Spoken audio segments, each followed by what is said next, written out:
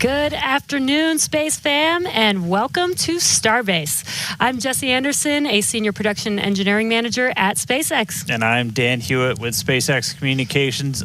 Awesome to have you with us here in Texas, Jesse. Welcome to Starbase. First time, right? Thank you so much, Dan. Yeah, my first time here, and it is mind-blowing. I went out to the pad this morning, and the scale of the vehicle is just insane. Dwarfs everything. And for those of you watching at home, in case you missed the news, Starbase is no longer just a cool name. It is now officially an incorporated city in Texas, and we'll have more on that a little bit later today. Yeah, right now, though, we are counting down to Starship's 9th flight test, currently targeting the very start of our window at 6:30 p.m. Central Time. Good news right up front, not tracking any issues with the vehicle. Weather is gorgeous out there right now. Rain this morning, little bit of wind, nothing now, nothing to worry about. Looking good for a launch. Starship development is moving quickly here at Starbase. So fast, in fact, that we already are reflying the Super Heavy booster today, which last flew on Flight 7. The primary objectives for today are very similar to our last two attempts, except for the booster, which, in addition to flying for the second time, has an exciting return journey planned for its return back to Earth.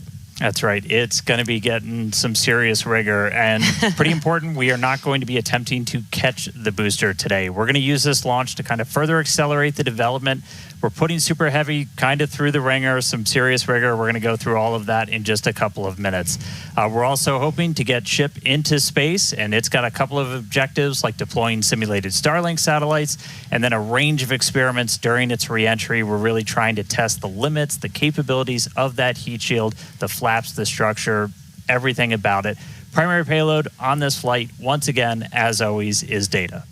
It's definitely a very big day for both stages. There's always a chance we don't reach every objective that we set for ourselves, but success comes from what we learn on days like today. And of course, whatever happens, excitement is guaranteed. Yeah, that's right. Progress is not measured by single flight tests. It's whatever that timeline overall is, and getting us closer to establishing self-sustaining civilization on Mars, making life multiplanetary. Every time we're learning something from these flights that will get us there, that is progress. Exactly. Starship is the first orbital launch vehicle engineered to be fully reusable and built for frequent flight and heavy payloads, just like today's commercial airliners. It's the product of years of rapid development, testing, iteration. We're trying to fly as frequently as possible, fix problems as they appear, and then fly again. It all started here at Starbase back with Starhopper. It was a small single Raptor prototype. Kind of looked like a water tower. We turned it into a water tower eventually. It made its first low altitude hop back in 2019 here at Starbase. You could tell the pad, that's the pad that we were just looking at. It looks dramatically different now, two towers. But Starhopper delivered. It was able to prove that we could use that Raptor engine for controlled takeoff and landing. And that is so wild to see that there on your screen was just 6 years ago, and now we're here today with a full-size vehicle. So from there, we moved to full-size test articles with increasingly complex test flights that reached progressively higher altitudes. And each test shaped the Starship that we see today on the pad, a stronger, taller, and more refined vehicle. That's right. All right. Now, let's go out there and meet it. Starship is made up of two parts. First, on the bottom, the Super Heavy booster, powered by 33 Raptor engines. Both Super Heavy and Ship are running on liquid methane and liquid oxygen. That second stage, the Starship upper stage, is powered by 6 of those Raptor engines. 3 of them are optimized to sea level performance, 3 for vacuum, so operating while they're in space. And here's a quick look under the hood at all of those Raptors. On the left, that's a view from underneath the launch mount. That's 33 Raptor engines on the first stage, on the booster. And on the right, that's a view inside of the ship. So you're looking down at the top of the booster at 6 Raptor engines inside the ship. Those are what's going to power it to orbit. Now, that second stage is also what will one day carry cargo, payloads, people, everything that's going to space. It's also going to be responsible for in-space propellant transfer. That's where we're going to take 2 starships, meet them up in orbit. One will be able to transfer propellant to the other. That's a really critical capability for Starship to do all of these missions beyond low Earth orbit. That also unlocks our ability to send huge amounts of cargo, tremendous amounts of people to destinations far beyond Earth. Yeah, the Super Heavy booster is designed to launch, separate, flip, and return to the launch site where it can be caught by the chopsticks on the launch tower. Though, as we mentioned earlier, we are not attempting a booster catch today on Flight 9. Starship re-enters the Earth's atmosphere at the conclusion of its mission, steering itself to a vertical landing or catch. And both stages are designed to return to Earth and fly again, making this the first rocket in history that will be fully reusable. And then just in between the two vehicles is what's known as the hot stage ring. That's a steel structure that really takes the brunt of those ship engines as they ignite, protecting the booster while the ship's still attached to it. That enables us to do hot staging. It's faster, more efficient, kind of shutting everything down and then reigniting. Right now, that hot stage it's single use. It detaches from the booster as it flies back, but in the future, it's going to be integrated right into the top. And then on top of all of that, there's all of the infrastructure that's built up around it to support Starship. We call it Stage 0. That's everything, the launch pads, the propellant farm, launch towers, chopsticks that are catching the booster out of the air, stacking the ship, all of that. And you may have noticed we have a new addition out there near the pad. The orbital launch mount for Pad 2 has officially been installed. That's starting to come together. Just like Pad 1, Pad 2 has a launch mount. That's where you're going to put Super Heavy on top. We also have a launch tower with arms, a little bit shorter on that one. That's going to be used to stack the Starship on top, put the booster on top, catch the booster, catch the Starship. We did put the orbital launch mount on there. That's responsible for routing all of the propellant to the booster ahead of flight. Underneath it, you've got flame deflectors, the water deluge system to just disperse all of those forces. The single piece we just lifted in weighs about 1,060 metric tons, which if you're keeping score at home, that's the same weight as about 10 Millennium Falcons. It's heavy. That's a lot of Millennium Falcons, Dan. So many. We're also currently in work on Starship's brand new pad at Kennedy Space Center's Launch Complex 39A, and we're hoping to bring that online later this year as well. Tons of progress with Starship so far in 2025, and lots of incredible milestones still coming up. And we are still on track to lift off tonight at 6:30 p.m. Central Time. And right now, it's time to say hi to Chris, who's over there repping the West Coast Ops today. How's it going, Chris? Hey, Jesse and Dan, and welcome everyone to West Coast and Hawthorne, California. As you can see behind me, the crowd is gathering outside of our mission control room here in Hawthorne, and the excitement is really palpable as we continue to count down toward Starship's 9th flight test. Now, our mission control room here in Hawthorne usually serves as the mission control room for our Falcon and Dragon missions once they launch from Florida and California. Now, with Starship, all countdown and mission control operations actually use the same flight control team from the same location at Starbase, which you can see on your screen now. But as we develop a vehicle like Starship, we want as many experts watching over its various systems as we can.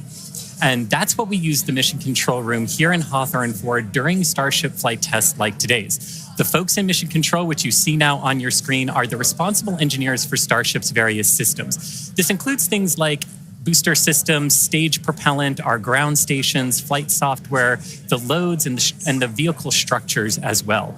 And having this support gives the flight teams in Starbase immediate access to our engineers' knowledge, which is really, really important when we're making informed decisions very quickly in a test program like this. This setup has been great for Starship flight tests so far, as we've handled things like propellant temperature differences, as well as day of launch winds that can affect the loads placed on Starship structures during launch, and particularly during the descent of the Super Heavy booster back to Earth.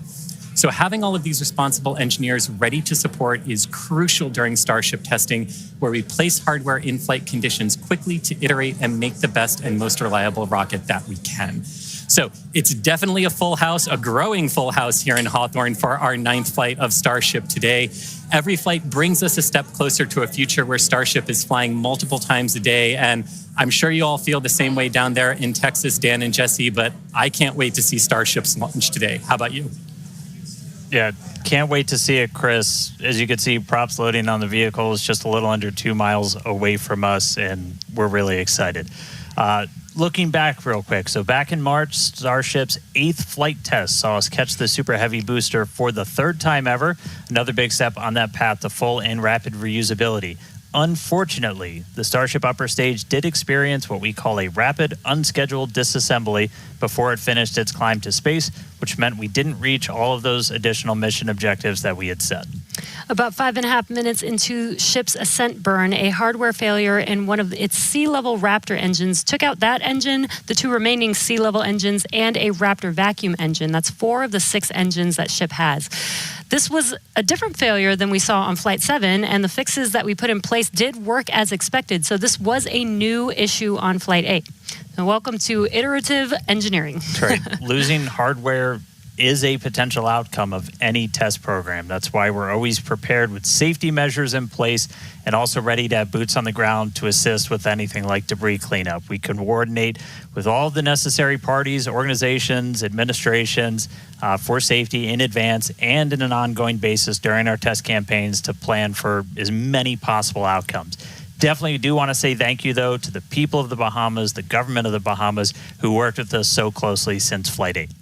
We took full responsibility for the cleanup, and in doing so, we had people on the ground in the Bahamas within 12 hours to help with debris recovery.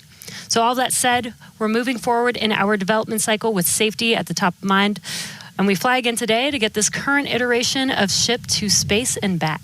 That's right. Putting hardware in a flight environment as frequently as possible, so you're seeing how things behave all together in the real world. Then you're solving problems as they pop up. That's how SpaceX developed their very first rocket, Falcon 1.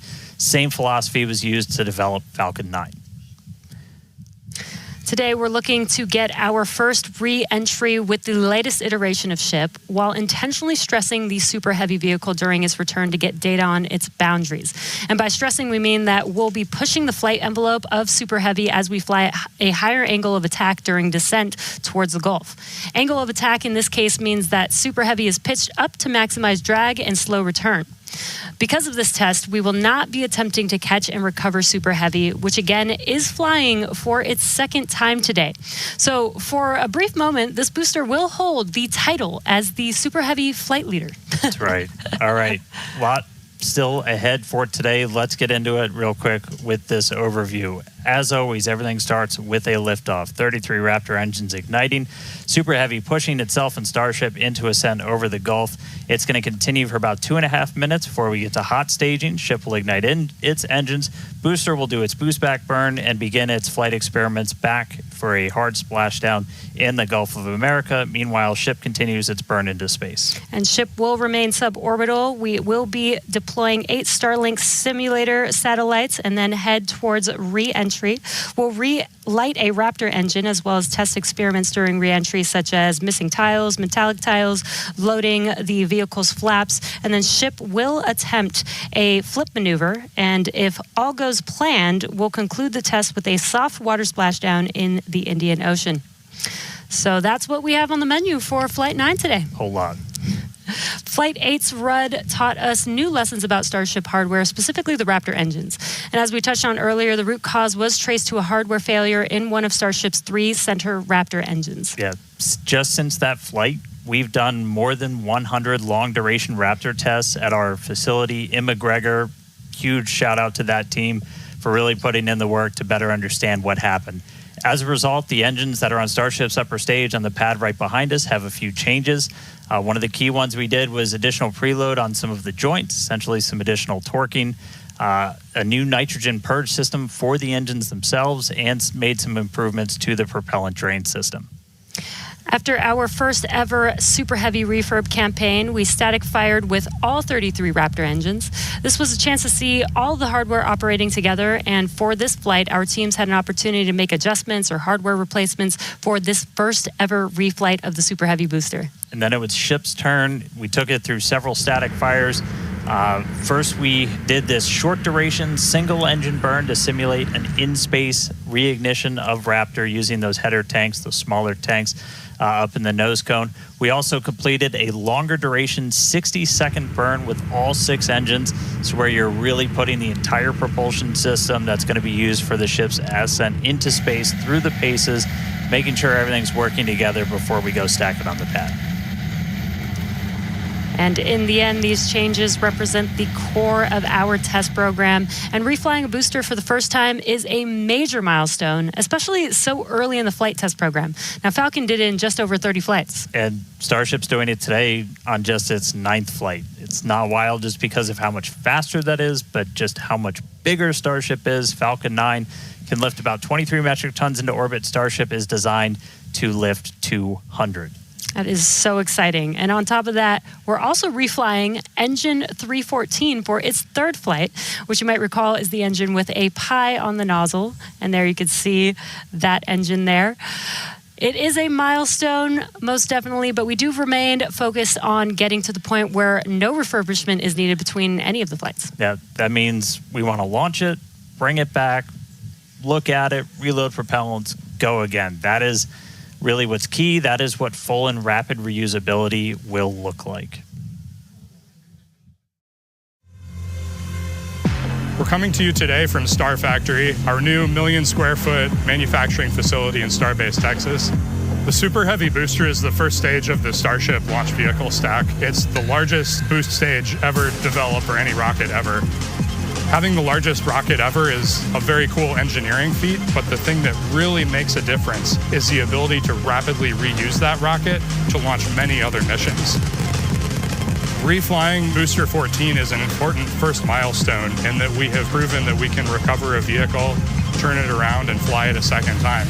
But it's not a victory lap yet. From an operational perspective, an ideal state looks like a vehicle where very few things have to happen on it in order to take back off again. So we catch the vehicle, put it back onto the launch mount, put a new ship back on top with its payload, refuel, and take back off. And that same booster will come back to the launch mount, and we do the same thing all over again. Falcon is, reusing at a pretty high rate, and we get to go look at them and say, what did you learn? What is good? What is bad? And as we continue to build the Starship process. Zero-touch refurbishment really looks like a commercial airliner. The advantage we have on booster relative to when we developed Falcon 9, for instance, is this was really designed from the outset for rapid reusability. We're using all of the flight test learnings from our version 1 and version 2 vehicles in our orbital flight test campaign to inform the design of our version 3 vehicle. The next generation vehicle will be the first time that we've really attempted to make rapidly reusable thermal protection on a rocket. In the next iteration, we'll be able to add in new innovative materials and regenerative cooling that will enable rapid zero-touch refurbishment. Rapid reusability, the ability to fly, turn the vehicle around, and refly again immediately is really the key goal of the Starship program. It is so cool to see our teams working together as Starship is learning from Falcon with reusability, and now we're seeing Starship do the same thing today. So all eyes on the rocket on the pad, getting ready to launch in just about 17 minutes from now. That's right.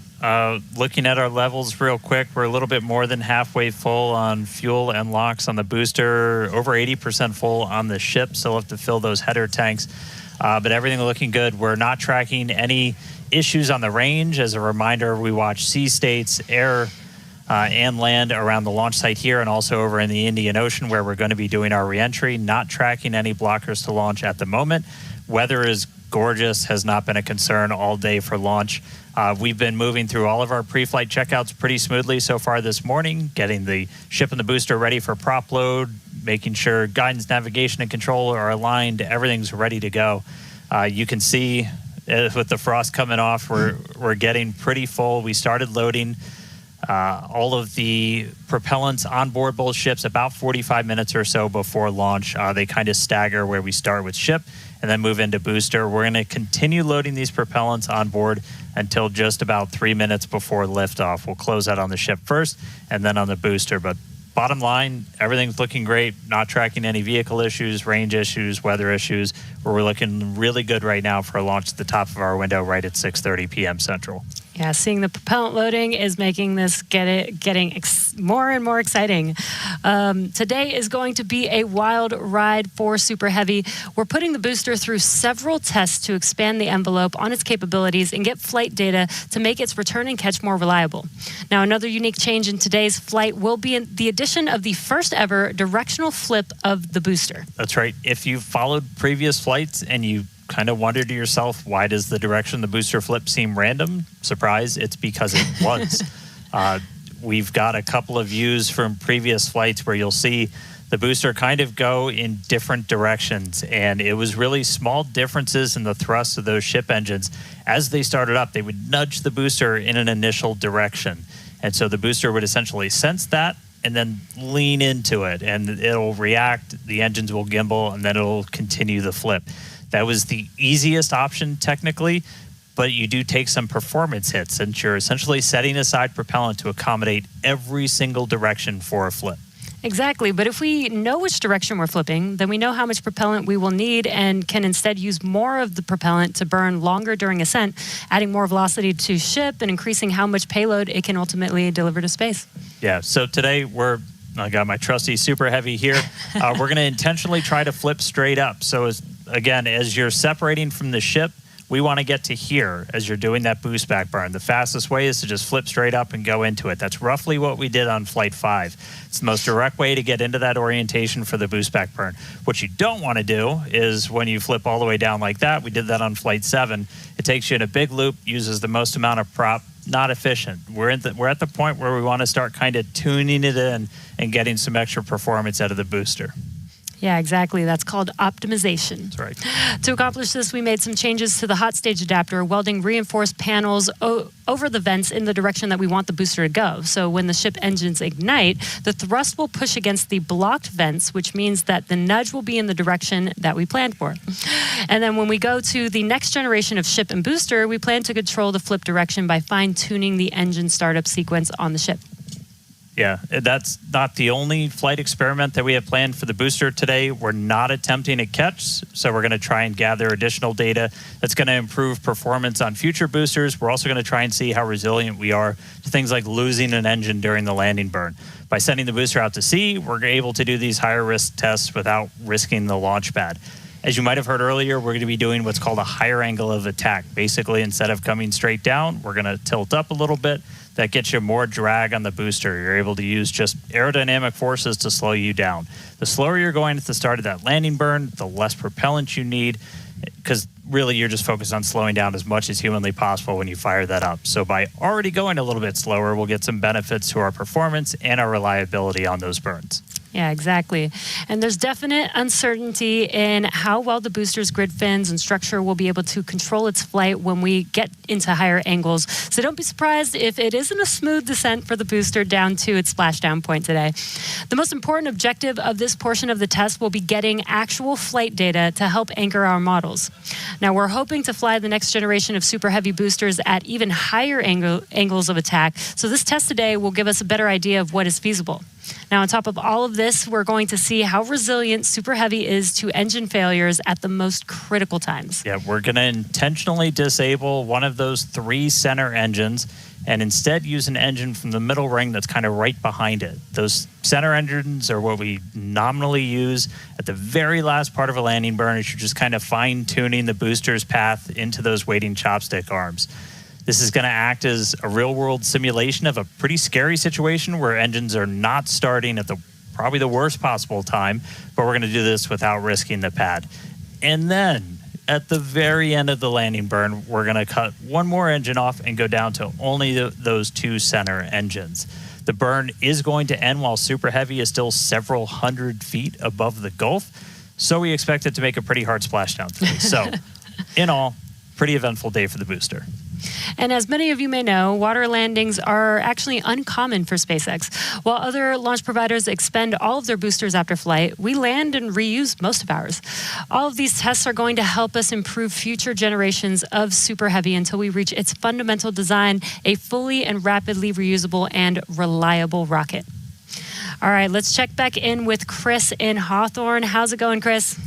Hey, Jesse, my colleagues here in Hawthorne definitely agree with you. We can't wait to see the Super Heavy perform its second flight and see all of the work from our thousands of engineers and technicians in action today. Now, while this reuse milestone is incredibly important for Starship's development, Super Heavy boosters are not the only vehicles that we reuse here at SpaceX. We're big on reuse, and our Dragon fleet is another example of that reuse. And we actually control those Dragon missions from right here in Hawthorne in the mission control room that we talked about a little bit earlier. For Dragon and our human spaceflight program, this month also marks a big milestone for SpaceX, our 5-year anniversary of human spaceflight. Now, NASA astronauts Bob Behnken and Doug Hurley got us started back on Demo 2, which was notable for being the first time since the retirement of the shuttle program in 2011 that people launched to orbit from U.S. soil. Now, in those 5 years, we have launched 17 human spaceflight missions, 11 for NASA, and 6 commercial missions, including Polaris Dawn, with our first commercial spacewalk in history, and From 2 earlier this year, which became the first human spaceflight mission ever to explore Earth's polar regions. We've flown a total of 66 crew in those 5 years, and we are expecting that number to grow significantly in the coming years. Now, most recently on our From 2 mission, the crew offered unique glimpses into the orbital spaceflight experience. And this was honestly just so cool to see. Thank you to our Starlink teams for making everything with the From 2 crew shared possible. This honestly made me feel like I was right there with them in Dragon. They were living, they were working, they were relaxing, they were doing their experiments while also having fun. Basically, just being people and inviting us along for the ride. And that was really meaningful. Being invited up there really showed how these are just the early days on the road to making life multiplanetary. And the vehicle that's going to make all of that happen is Starship. And Dan and Jesse, I don't know about you, but that is definitely a future I have wanted since I was a little kid, and I cannot wait to see us make it a reality. Yeah, right there with you, Chris. It's the fact that we're getting close to that being reality, that the vehicle that's going to go is sitting on the pad right there. Like, that's endlessly exciting. All of that's going to include sending humans, all of the infrastructure for a permanent presence on Mars. And we're looking ahead to sending the very first Starships to Mars as early as next year. Yeah, this will help prove that we can actually get to Mars with a focus on learning as much as possible while demonstrating what will be needed for Mars transit and landing. But before we can make life multiplanetary, we have to build the starships that will make this all possible. That's right. And that's happening right here, Starbase, Texas, the gateway to Mars. This is where we're soon going to be launching up to 25 Starship launches per year from here at Starbase. And the place is changing every single day. We've grown quite a bit just in the last couple of years. There's a couple hundred employees, their families living amongst actual rockets. We're in the process of expanding production and integration. We've got a target of 1,000 Starships a year we're going to try to hit. And recently, we did become a city of our own. We're the first city in Cameron County in 30 years. And that's just going to help us scale more quickly, try to build out the best community possible for all the people that are building the future of humanity's place in space. Starbase, pretty easily one of the most inspiring, exciting, unique places to live and work on the planet. As usual, shameless plug, we're always hiring. Come help us build the gateway to Mars. Visit spacex.com/careers. You can see all of our openings. And this is my first time in Starbase. And Dan, the Star Factory is a manufacturing engineer's dream. To be able to build a factory like this at such a large scale with such a large scale vehicle is so wild to me. And though I'm just visiting, Chris is hanging out right where I call home base. So let's check back in with Chris in Hawthorne. Thanks, Jesse. Yeah, everything here in Hawthorne is looking good. The crowd is gathered, really excited to watch the hard work of all of their colleagues come to fruition here for Starship on its 9th flight test. Not tracking any issues. We are excited to watch Starship do its thing today, make it halfway around the world, and test a lot of those critical in-space maneuvers and operations that will be vital for the program's continued operation. So, Dan and Jesse, we can't wait for liftoff. Let's have a good flight today. Thanks, Chris. Now, if you're just now joining us, where have you been? But we're glad that you're joining us now. We are at T-minus just under 6 minutes until liftoff of the 9th Starship test flight. So far, the range is looking good. All the airspace and trajectory area that we are going to be launching through is looking good for our test flight today. Weather has been great. It was a little rainy and windy this morning, but it cleared up. It looks beautiful here in Starbase, and propellant loading continues on both stages. All right, yeah, it is continuing. We're a little over 90% full on our booster. We are pretty much full in the main tanks on ship, filling up those header tanks. We're going to continue loading prop for about 2 more minutes. Once we're done with that, you've got just under 11 million pounds of liquid propellant spread across those 2 stages. After we get through all of that prop load, our stage 0 will get ready. The ground systems will go through pushbacks, clearing all of those fluid feed lines back to the propellant farm, getting ready for launch. We did just see they did a flap wiggle check, so the final flap check on the ship. We're doing final alignments of the guidance, navigation, and control system, our thrust vector control, essentially our steering, checkouts of the flight safety system. So everything progressing right now. If we do need to hold, that can come at T-minus 40 seconds. That's a point built into the countdown where we can pause to wait for any final checkouts, pressurizations, anything that we need to complete. We can hold there. We will only hold there if we're tracking an issue. We're not currently tracking anything that will hold us at T-minus 40 seconds. But if you've seen a Starship launch before, they can happen. We can push through them and then launch that day still. Exactly. But when we do pass through T-minus 40 seconds, a number of events will occur in rapid succession. The ground spin and ignition systems come up to flight pressure. Ship goes to internal power, and then after that, the quick disconnect or QD. Arm lockout is removed in preparation for retraction just shortly after T-minus 0. And once we pass T-minus 40 seconds, we do still have the ability to recycle the count under certain conditions back to T-minus 40 seconds, and then hold there to assess what happened and see if we can proceed again back down to T0. Yeah. There are a couple of things, kind of gates in that timeline that if we pass through that and we hit a hold, we'd have to scrub for the day. One pretty visual one will be if the water starts flowing for that deflector system that's underneath the launch mount. That happens right at around T-minus 10 seconds. For flowing water, we can't turn it off after it starts, and if we hit a hold, we're scrubbed for the day. We would need to refill those water tanks. We would also at that point need to refill all of the propellant tanks, as 11 million pounds of propellant is a whole lot. We can typically do that in about 24 hours, so we can always turn around to try again tomorrow. But we are coming up on 3 minutes away from liftoff. We should be hearing that we're closed out of prop load on the ship at this point. Booster coming up shortly. Wow, the weather just looks amazing there with Starship on the launch pad. Just about 2 minutes and 45 seconds from T0 with a lot of objectives for today. The booster, the Super Heavy booster flying today, will be flying for its 2nd time. Last flight was on Flight 7 and just turned around in 2 flights, which is pretty incredible. I'm super excited to see that booster fly again. All right, we did just hear we are going to hold at T-minus 40 seconds.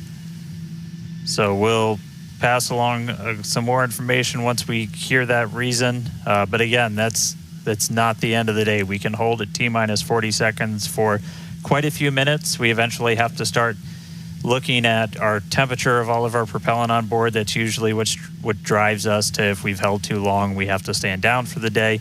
So we are expecting a hold at T-minus 40 seconds. Sounds like we're going to be doing some additional checkouts on the booster Raptor while we're at that T-minus 40 second mark.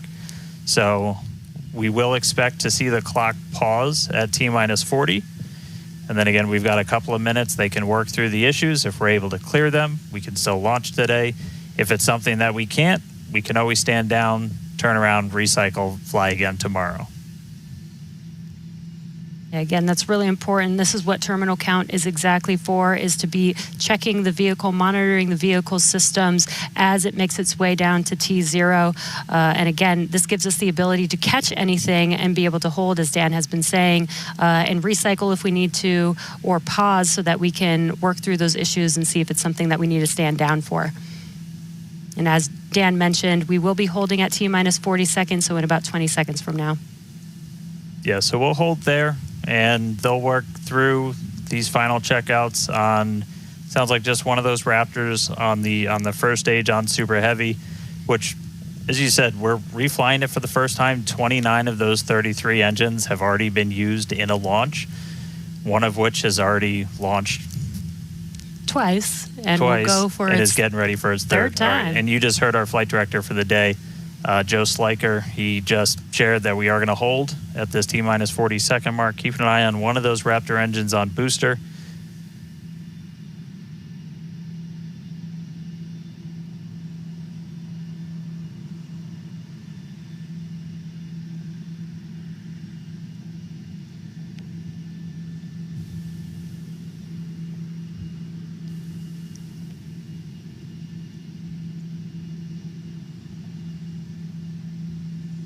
And if you're just now jumping in, we are holding still at T-minus 40 seconds. Watching one engine, waiting for temperatures to kind of get to a zone that we want them to on one of the engines on the booster, on the Super Heavy booster, getting ready for its second ever flight.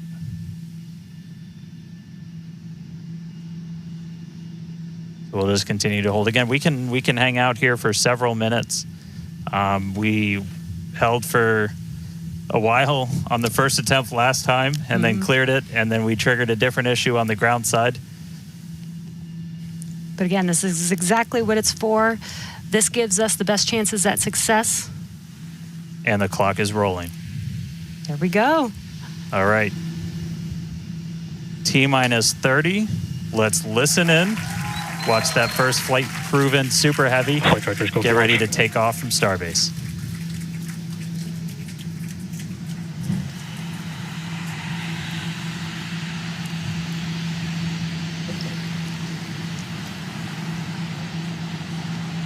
T-minus. Down to 1. Hit hold.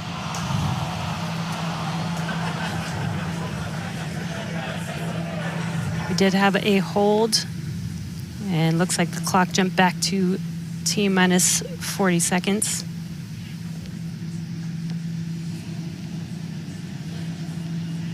All right, so yep, we jumped out. I did not see the deflector go off. So hopefully we were right at around that T-minus 10-second mark. And if we were before that T-minus 10-second mark, we do have the ability to recycle, as we mentioned earlier, back to T-minus 40 seconds. So it looked like this time it was a ground side issue. We're taking a look at this real quick. So again, we're back at T-minus 40. We're gonna hold for a little bit. We are still not scrubbed for the day. Give them a couple of minutes to work through this. Again, we can hang out at T-minus 40 for several minutes. Eventually, we start looking at your bulk temperatures and all of your propellant on board the vehicle.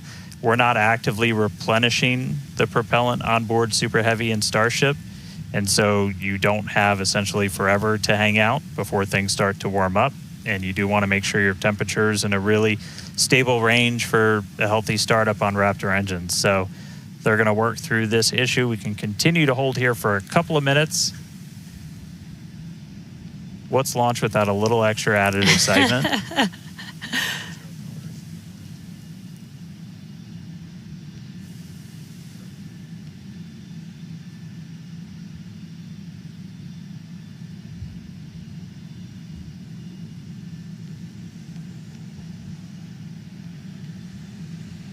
All right, so cumulatively, we've held for a little over 3 minutes between the two holds. Again, this is a ground side issue on our tower. The techs are looking through the data right now to see if it's something that we can either work through or if it would cause us to have to stand down. So we're continuing to hang out with them, holding at T-minus 40.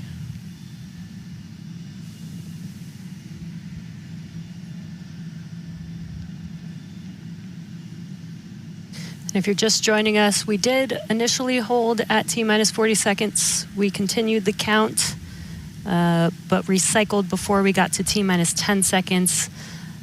And so we're back at a hold at T-minus 40 seconds, waiting for more information. The team is checking out to see if we can continue today.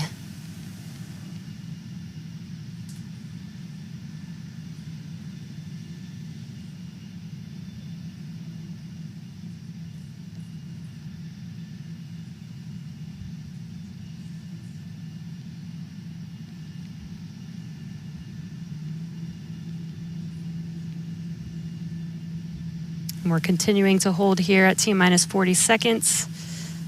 We've been holding for just about 5 minutes now as the teams evaluate if we can continue to T0 for Flight 9.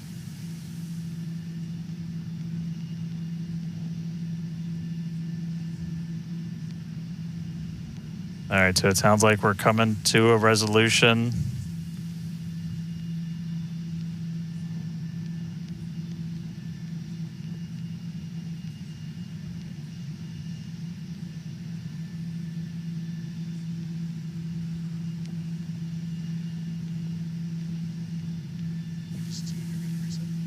All right, so we are getting to a resolution. We're going to reset everything.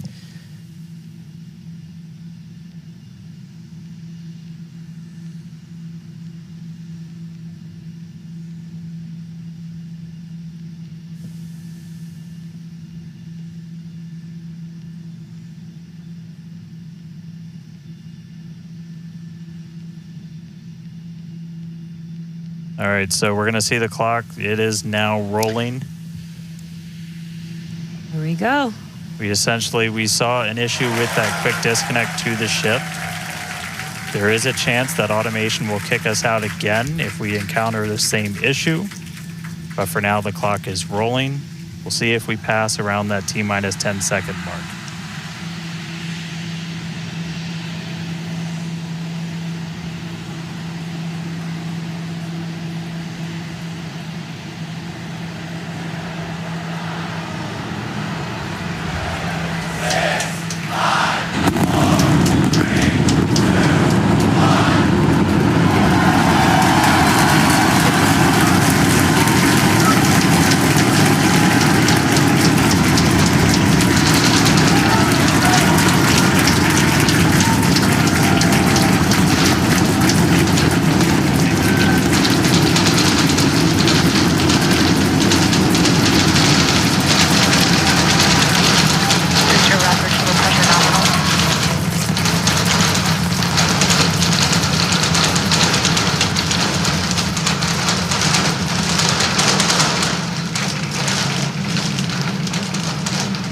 Plus 40 seconds, it's one hell of a sight from here. We see it arcing right over top of us. We see 33 out of 33 Raptor engines lit on Super Heavy as it starts to ascend skyward.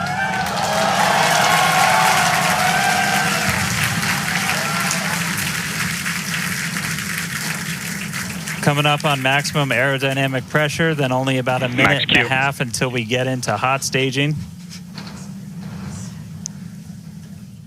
Wow, Dan, that was incredible.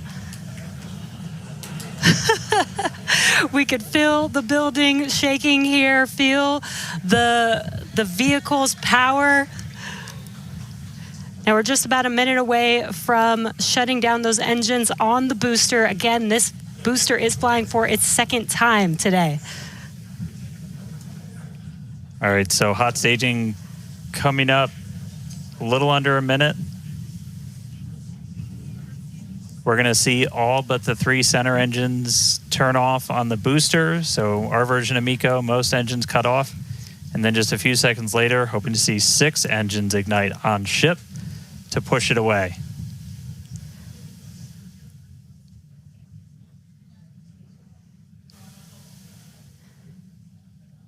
All right, hot staging, about 30 seconds.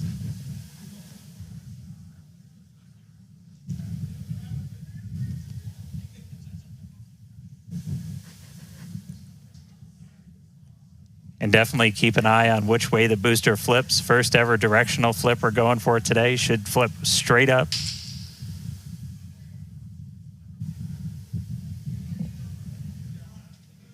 See those engines powering down? Booster engine cutoff.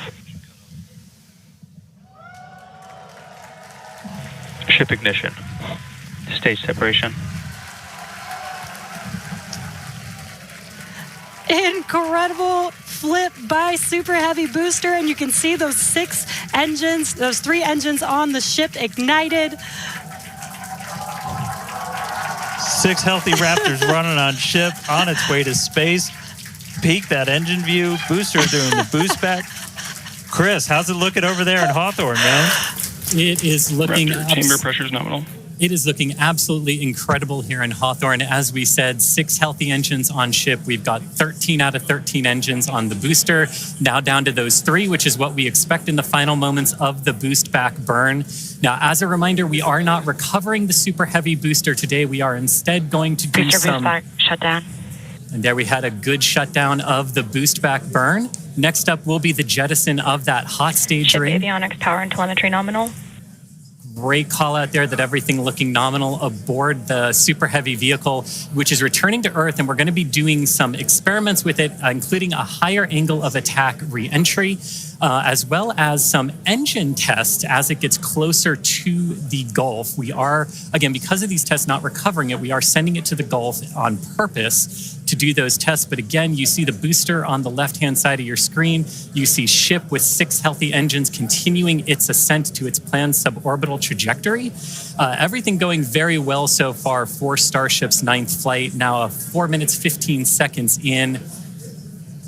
Great views from inside of the aft engine area of ship there, looking at those 3 sea level and 3 Raptor engines on the right-hand side of your screen. The booster doing its LOX dump, that liquid oxygen dump. So because we don't need some of that liquid oxygen propellant in its tanks, we vent that propellant out to lessen the booster's mass as it comes in for its landing. Just absolutely gorgeous views watching these 2 vehicles do their respective things in the skies over Texas here today. And Dan, we're approaching the 5-minute mark into the flight. Super Heavy is descending rapidly. What can we expect here in the next few minutes as it does its atmospheric tests? Yeah, now as we had talked about, Super Heavy might not have a very smooth ride down. We're going to be putting it through this higher angle of attack. So we're kind of pitching it up a tiny bit, increasing drag. We've done this in wind tunnels. We've done this in computer modeling. It shows that sometimes the control isn't great, but only one way to really prove it out, and that's to get real-world data. So here comes Super Heavy. It should be igniting for its landing burn in just about 40 seconds from now. And we are going to relight 13 engines, then bring that down to 3 engines. As we talked about earlier, we will be intentionally shutting down. We will be shutting down one of those 3 center engines intentionally to push the limits of the Super Heavy booster. Ship Raptor, chamber pressure is nominal. And continuing to see 6 healthy engines on the ship. 3 sea level and 3 vacuum engines still ignited as the Super Heavy booster is making its way back down to Earth. We can see those grid fins doing some heavy work. Booster landing startup. Ignited for our landing burn.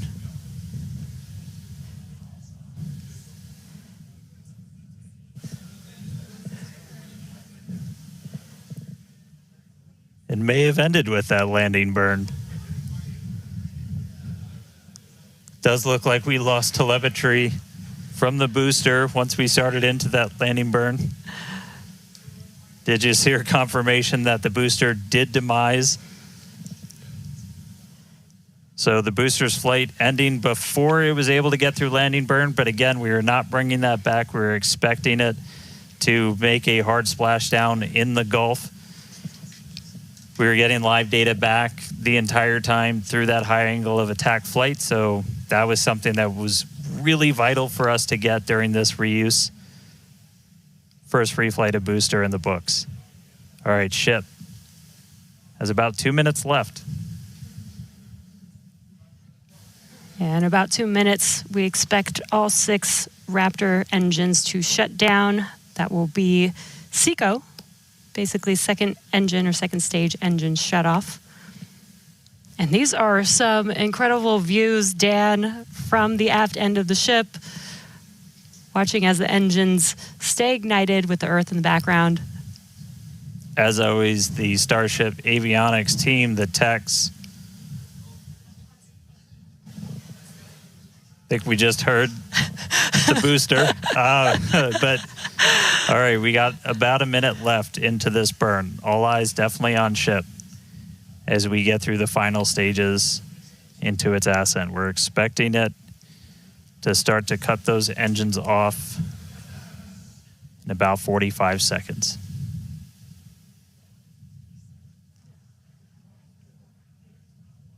Terminal guidance.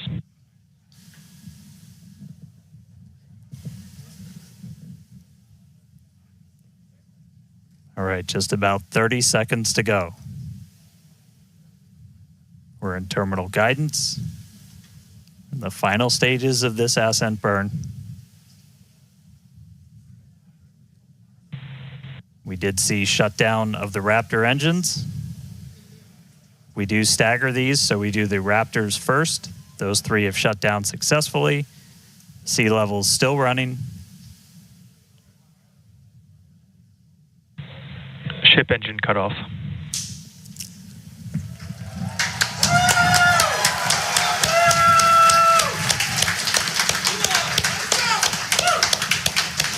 Ship engine Nominal cutoff, insertion. the 3 most beautiful words in the English language. And great call out that we had nominal insertion.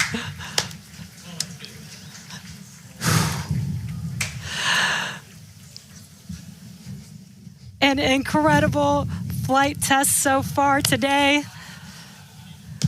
We reflew a super heavy booster for the very first time in 9 test flights. Ship is in its orbital trajectory. Again, it's going to remain suborbital for its mission today. But it ignited Ship is saved. It ignited all 6 of its engines and made it all the way through SECO just now.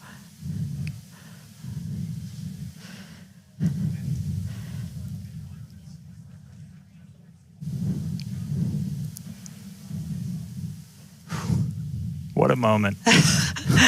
Incredible. All right, And but we I mean, that's still lots to come for the rest of this flight.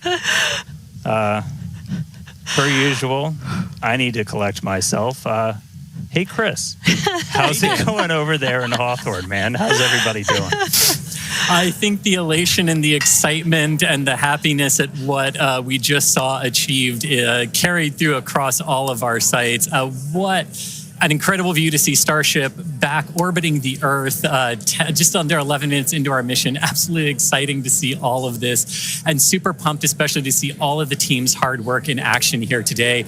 As guaranteed, it has been an exciting evening so far for Starship's 9th test flight. We lifted off a little bit after 6:30 p.m. after a couple of holds that were triggered at the T-minus 40-second mark, but we were able to clear those, one on the Raptor, one on the tower, and we were able to lift off successfully from Starbase. 33 out of 33 Raptor engines lit on the Super Heavy, all 6 engines lit on Ship, bringing it to its planned suborbital trajectory around Earth. But as Dan said, we've got a lot still coming up in our flight sequence. So coming up at about T plus 18 minutes, 26 seconds, we'll have the first deployment of simulated Starlink satellites planned from Starship. That will be followed at about T plus 37 minutes and 49 seconds by the relight of a single Raptor sea level engine in space. This is going to help us gather data on our ability to do a deorbit burn for future Starship missions that will go orbital. And then, of course, one of the biggest tests yet to come is the new heat shield modifications to Starship. And that'll start with re-entry into Earth's atmosphere at about the T plus 45 minute mark, which should take about 16, 18 minutes to complete. And now today's reentry is going to test that heat shield like we said, specifically how Starship will hold up to 100 missing heat shield tiles on its thermal protection system. Now, we purposely took those 100 tiles off over very critical areas of the vehicle to be able to safely test on a flight like this suborbital trajectory into the Indian Ocean what might happen on an operational flight in those areas if we were to lose the primary heat shield tile over Starship. So very critical test coming up. And then after that, we'll have the final descent where we will again be pushing Starship to its limits. We definitely pushed the booster to its limits today to gather data, and we're going to be doing the exact same thing on that ship, seeing how the ship handles various flight conditions that we will need it to fly in as we look to one day soon bring ships back to Starbase for catch and reuse. Now, while there are payload simulators on Starship for deployment today, as we will see in a few minutes, the primary data and the primary payload for today is the data And today, just like with Starship's previous test flights, that data is coming to us courtesy of our Starlink network. In fact, it is from Starlink that you are seeing these wonderful views of ship in space right now. So, and I can't wait to see Starlink really provide those epic views and that data transmission during reentry, which is very, very critical to getting that data during reentry. So, Dan and Jesse, it's been an exciting day so far. There's more to come as we get ready for Starship's first ever payload deploy. What can we expect next here in the next few minutes? Thanks, Chris. Just going to reiterate, thank you to the Starlink team for these incredible views today. In a few minutes, Starship will deploy 8 Starlink simulators, similar in size to our next generation Starlink satellites. The Starlink simulators will be on the same suborbital trajectory as Starship, meaning they will passively re-enter the atmosphere, just like Starship. With tests like these, we can see how Starship's payload deploy systems work in flight while ensuring that this simulator satellites pose no safety risk to people on Earth or for other satellites in orbit. Now, this also ensures that any parts of these simulator Starlink satellites that do survive re-entry splash down harmlessly in the middle of the Indian Ocean. And then before we get there, though, we're going to have to open up that payload deploy door. So we've only ever done that one time before. Pretty sure it was Flight 3. Someone on the internet, please check me. But that was the only time we ever opened it. And we've had Starlink simulators on the last 2 flights, but we haven't gotten to this moment yet where we're able to open up the payload door and start deploying these. It's going to be pretty cool. We've got them stacked inside of the Starship payload bay, and we'll have potentially a couple of views. You saw one camera pop up. Oh, there we go. Look inside of the payload bay of Starship. You can see them stacked down in the middle of your view. There's kind of 4 on either side, so they're sandwiched on top of each other, a stack of 4 right behind each other. And then we're going to pop the door open. It's on the right side of your screen, so we'll see that open up and then start firing those Starlink simulators out into space. We are expecting the payload door to open in a little over a minute from now. And then once that payload door is open, about a couple minutes later is when we will start dispensing those Starlink simulators. What a great right view. At the bottom of the stack. So should be able to see them kind of firing out from right there. So really cool. And eventually these are going to carry dozens of the next generation of Starlink satellite into space, and those are going to enable some truly insane things in terms of speeds from space and what we're able to do. Starlink's been really great for Starship, obviously. Getting live video back is really cool, but just the amount of high-speed telemetry, everything we're able to get back is insane. And for a development program, that's kind of everything. We're in excess of 130 or 160. My numbers are fuzzy right now, just like my brain is.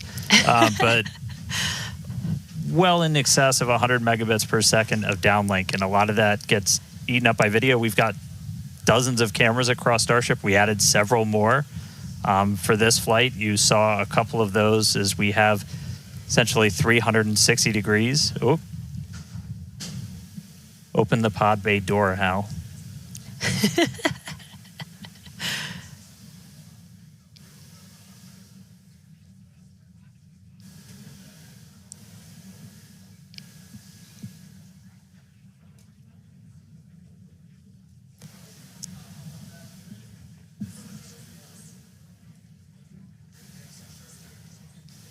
Now we are expecting the payload door to open any moment now, so we're watching out for that. Again, you're looking at the inside of Starship as it's suborbital.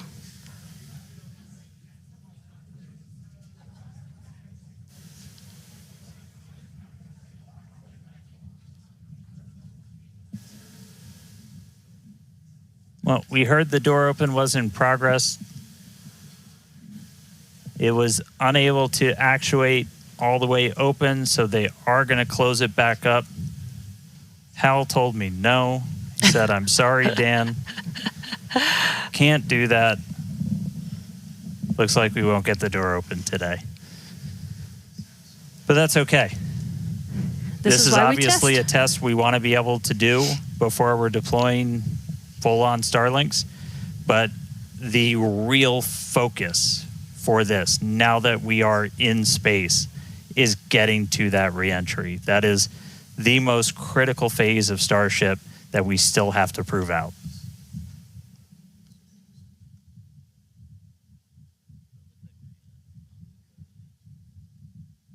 All right, well, so it does look like we're not going to be able to deploy Starlinks today, but we should have pretty frequent views from Starship. They might cut in and out every once in a while, but should be pretty regular. We are in darkness right now, so might be a lot of black, but the cool part is when we get to reentry, it's going to be daytime. Yes, and we did that on purpose so that we can get some live daytime views as ship is returning back to Earth. All right, so we are going to take a break. Enjoy these views as we get them. Enjoy the tunes. We'll be back in a couple of minutes when we get ready to relight one of those Raptor engines on orbit. See you soon.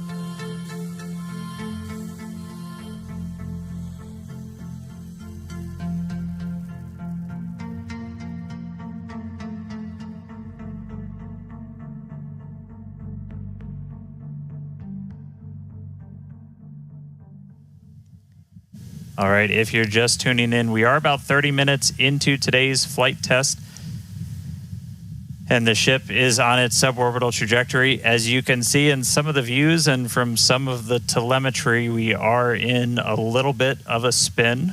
We did spring a leak in some of the fuel tank systems inside of Starship, which a lot of those are used for your attitude control. And so at this point, we've essentially lost our attitude control with Starship. We are still on a path toward re-entry. We are suborbital, so no matter what, we are going to enter. However, this lowers the chances for it to be a controlled re-entry. So if you think back to Flight 3, when we had something similar happen, just the end symptom of a loss of attitude control, we were in a roll by the time we hit re-entry. So we are going to re-enter. We should hopefully still have views. The Starlink satellites are pretty robust to still maintaining contact. We've got 4 of those terminals on the vehicle, and they're pretty robust to maintaining contact even when we are in a spin, essentially.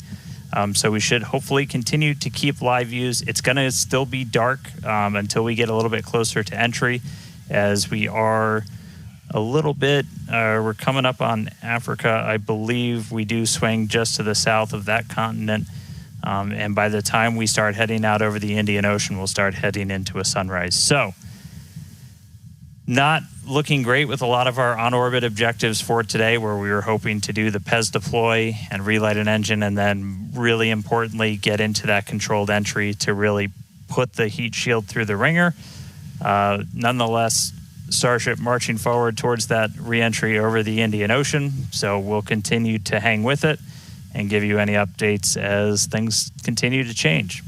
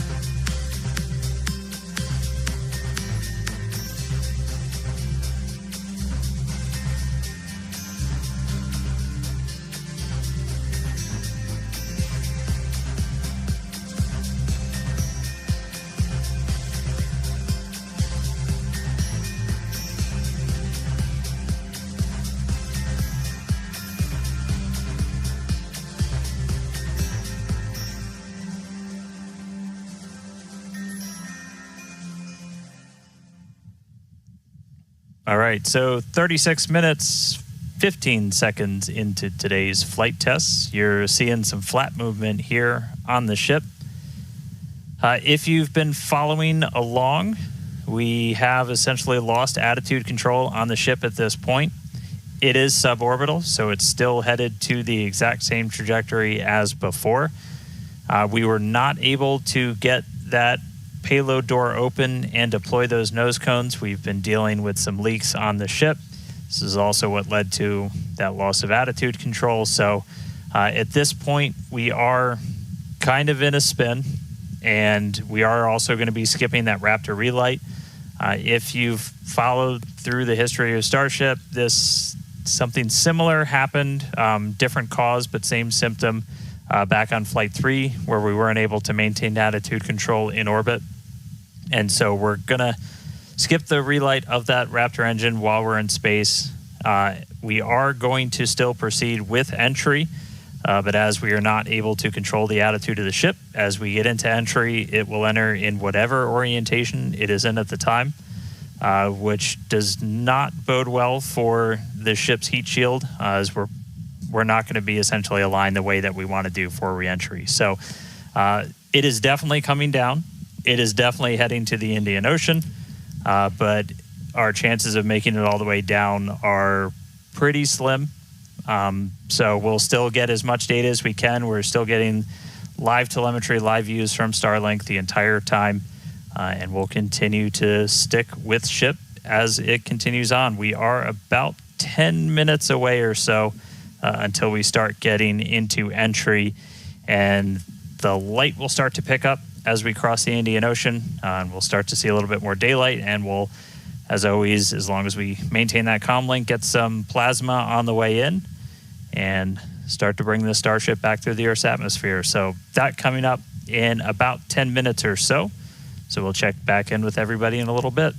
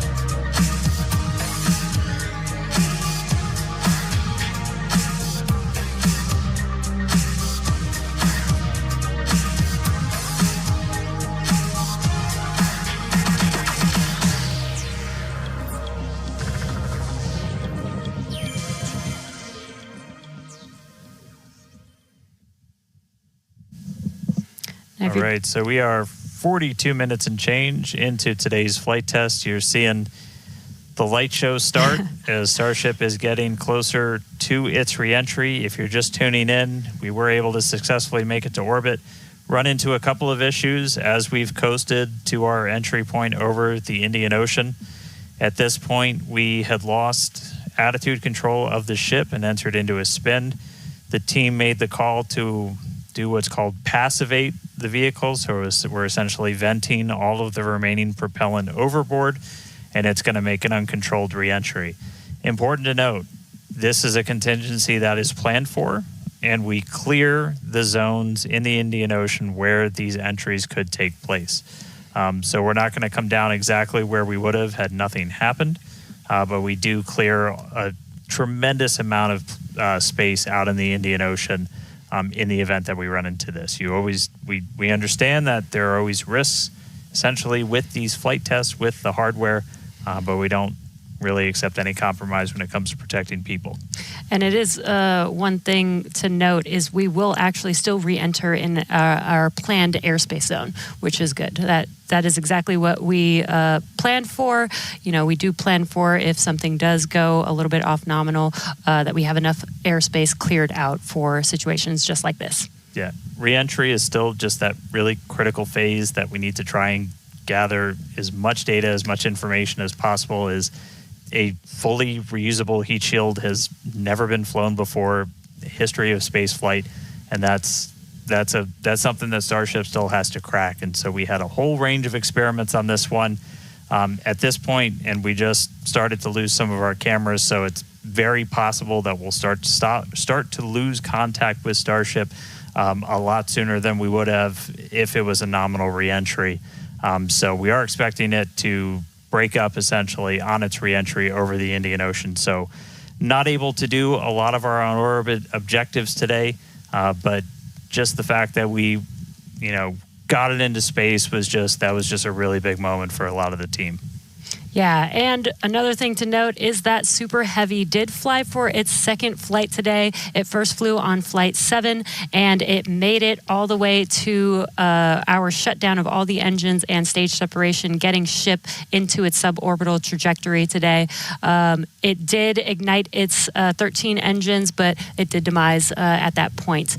We did plan to fly it back down to Earth at a higher angle of attack, and we do expect it to stress the vehicle a lot more than what we've seen previously. So it's not unexpected that we did lose the booster before we got to the actual landing. Yeah. So we're gonna continue to hang out and see if we get any updates on ship. It does look like we might be getting some video back soon. There we go. So this is a view essentially on the top part of Starship. You're looking up at the payload bay and towards the nose cone. So views are going to be a little bit scarce potentially, as again, we are in essentially a tumble. We had lost that attitude control. So Starlink, when it's able to connect, able to feed this down. We are at the phase where we would expect entry to start within the next minute or so. So we are entering uncontrolled, but again, we're entering into an airspace and a sea space that is cleared and monitored in advance of launch and before we get to this phase. And with the views that we are able to see, you are seeing a lot of that plasma build up. During reentry, we do expect the vehicle to see about 1400 degrees Celsius, and there you can see the flap feeling that temperature there, a little bit melting away. But as we expected with the spinning of the vehicle, we are no longer controlling the attitude of the vehicle. So this is now, at this point in the test flight, it is expected to see it begin to demise a little bit on its way back down to Earth. Yeah. And so we'll stick with it for as long as we're kind of getting any reach back from the ship as it starts to make this reentry.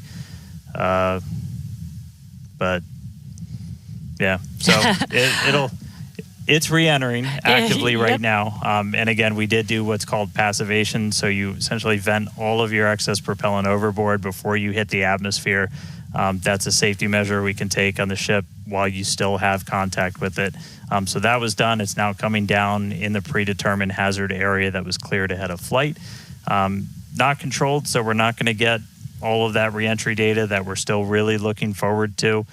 This is kind of a new generation of ship. It has different flaps, improved heat shield, a whole lot of things that we're really trying to really put through the ringer, as there's a whole lot we still need to learn before we get to kind of the next step that we're hoping for, which is going to be that ship going orbital and eventually coming back here for a catch. So getting through one of these fully is going to be really important. It's not going to be today, but we are just going to stick with the ship, see what else we can learn as it makes its way through the atmosphere and brings an end to the 9th flight test. So we'll stick with it.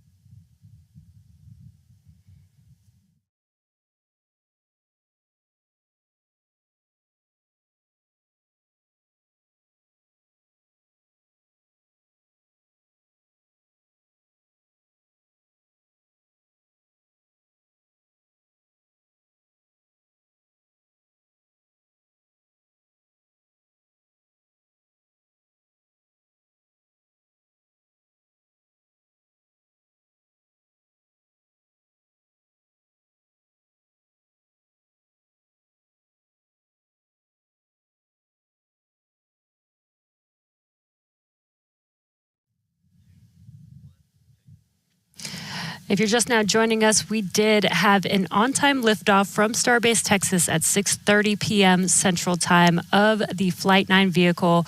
We did have some incredibly stressing objectives today. The Super Heavy booster flew for its second flight. It first flew on Flight 9 and made its way to take ship all the way up to stage separation, doing its second flight ever, which is pretty incredible. We did lose the booster on the way back down, as we did fly it back down at a higher angle of attack. So as expected, we did have it demise on the way back down. Yeah, we were able to get all the way to that landing burn, though. So we made it through that higher angle of attack. So a lot of great data that's going to help us improve those future booster flights. Yeah, we did do the directional flip, and it worked. Yep. It was actually Flipped a great right view direction that we saw. And then ship continued, 6 healthy Raptor engines in the beginning of its flight, making it all the way to Seco and coasting for quite a while. We made it to the expected time that we would open up the payload door. Unfortunately, the door did not open as we expected it to, so we did not deploy the 8 Starlink satellites. Yeah, we ran into a couple of issues once ship got there, but I can tell you it was a pretty crazy moment for a lot of the people that were standing here for ship to make it there. It's been a couple of flights, but it was really exciting to see. Ran into some issues on orbit. We weren't able to deploy the Starlinks. We eventually lost attitude control, dealing with some propellant links inside of the ship. And we did lose attitude control. And just to confirm, we did lose contact with the ship officially a couple of minutes ago. So that brings an end to the 9th flight test. So still a lot of work to do, but really big moment. Chris, how's everybody doing over there in Hawthorne? What's the vibes, man? Yeah, you know, I mean, it's a test program, and that's what we're here to do. We're here to learn, and that was definitely the vibe and the atmosphere here at Hawthorne. Would have been great to see ship get all the way through its objectives today, but with all of that data that came down through the Starlink system, we're definitely going to learn it, and we're definitely going to fix that and push forward. Also, great to see the responsible engineers here in mission control, talking with the flight control teams in Starbase. We talked about how it's great having that expert knowledge on console to be able to go to at a moment's notice, and that really helped us make the right decisions in orbit today when we decided to passivate the vehicle. So we will be here looking forward to Flight 10 and some success on future flights. All right, well, obviously congratulations to everybody that poured so much time, effort into getting this ship, this rocket off the pad. The last 2 months have been an absolute gauntlet for a lot of people, and we're continuing to learn more about this ship, about this rocket. We are trying to do something that is impossibly hard, and it's not always you're not going to reach it in a straight line. We've said there's going to be bumps, there's going to be turns, but seeing that ship in space today was a hell of a moment for us. So congratulations to every single person who put time, effort, sweat, anything into that rocket. Yeah, this is exactly the SpaceX way. We're going to learn, iterate, and iterate over and over again until we figure it out. So thank you to everybody for tuning in. Thank you for the fine people of Cameron County, including the residents of the newest city of Starbase, as well as the Coast Guard, Federal Aviation Administration, Government of Mexico, as well as the Australian Space Agency. All right, now, this is not the end. We're going to have a whole bunch of cool liftoff stuff, so be sure to follow us on X at SpaceX for more, and we will see you back here for Flight 10. Thanks for tuning in.